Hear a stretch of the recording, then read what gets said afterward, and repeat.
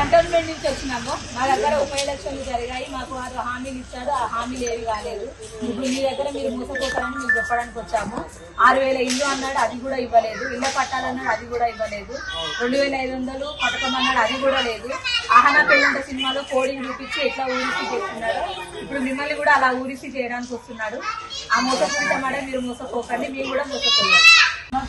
మేము కంట్రోల్మెంట్ నుంచి వచ్చినాం. 6 హామీలు ఇచ్చింది కాంగ్రెస్ ప్రభుత్వం, ఏది చేయలేదు. ఇల్లు ఇస్తానన్నారు, ఇల్లు ఇవ్వలేదు. ఇళ్ళ పట్టాలు ఇస్తానన్నారు, ఇవ్వలేదు. పింఛన్ ఇస్తానని పింఛన్ ఇవ్వలేదు. మీరు కూడా మోసపోకండి, మేము మోసపోయినట్టు.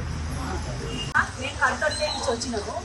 మాకు రేవంత్ రెడ్డి 6,000 ఇల్లు ఇస్తానని ఇవ్వలేదు. పట్టాలు ఇస్తానని ఇవ్వలేదు. గ్యాసులు 500 అన్నది ఇవ్వలేదు. 2,500 మహిళలకు అన్నది ఇవ్వలేదు. 4,000 పింఛన్ అన్నది ఇవ్వలేదు.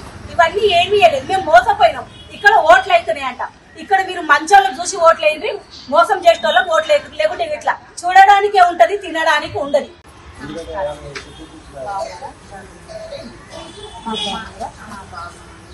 ఇక్కడ అందరికీ ప్రకారం జరుగుతున్నాం. మా బస్సులో కూడా చాలా ప్రయత్నాలు చేసుకుంటాను.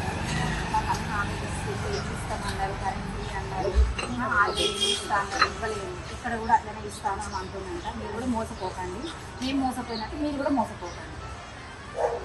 అందరికీ తినడానికి శ్రీనివాసరావు సినిమాలో చూపించినట్టు మనకు కూడా ఆయన ఇచ్చిన ఆశలు పెట్టి మీరు కూడా మోసపోకండి.